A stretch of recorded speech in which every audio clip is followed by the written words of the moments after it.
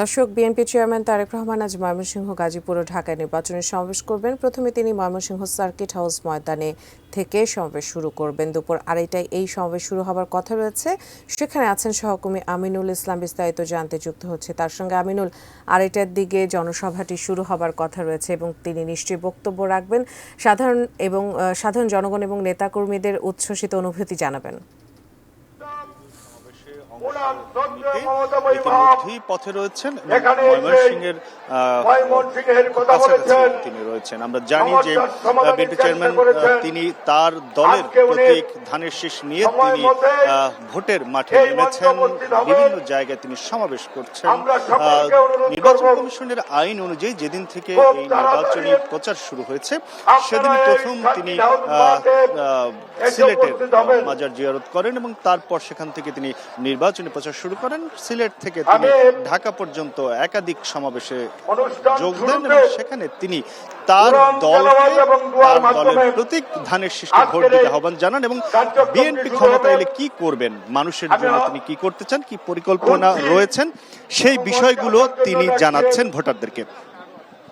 এর মধ্য দিয়ে তিনি মূলত তার নির্বাচনী সমাবেশ করছেন বিভিন্ন জায়গাতে।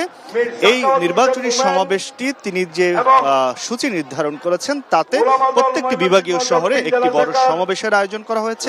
সেই বিভাগীয় শহর থেকে আসার পথে এবং ফিরতি পথে বেশ কিছু সমাবেশের এবং জনসংযোগের জায়গা নির্ধারণ করা রয়েছে। সেই হিসাবে এই ময়মনসিংহে যে বিভাগ রয়েছে সেই বিভাগের আজকে সমাবেশ এবং এই বিভাগের 24টি আসনে যারা প্রার্থী হয়েছেন ধানের শীষ মার্কা নিয়ে তাদের সবাইকে নিয়ে তিনি মঞ্চে উঠবেন এবং মঞ্চ থেকে তিনি তার প্রার্থীদের জন্য ভোট চাইবেন। একই সঙ্গে রাষ্ট্র ক্ষমতায় গেলে বিএনপি কি করবেন সেই দলের প্রধান হিসেবে তিনি সেই বিষয়গুলো তুলে ধরবেন। আমরা দেখেছি যে বেশ কয়েকদিন তার ব্যস্ত সময়সূচির কারণে তিনি প্রতিদিনই তার এই কর্মসূচি পালন করছেন বিভিন্ন জায়গাতে।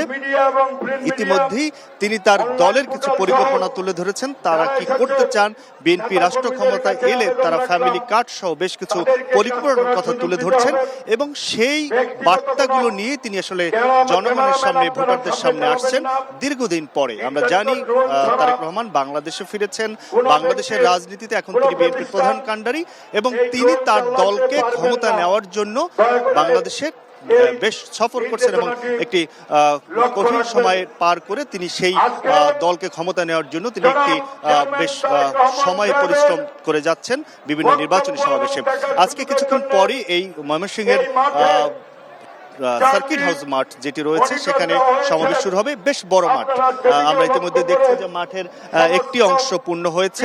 এই বড় মাঠে যে সকল প্রার্থী রয়েছেন সেই প্রার্থীরা তাদের সমর্থকদের নিয়ে বিভিন্ন জায়গায় অবস্থান করছেন। তাহলে দলের প্রধান আসতে তাকে সাথে নিয়েই অনেকে আসবেন, সে কারণে বিভিন্ন জায়গায় অবস্থান করছেন।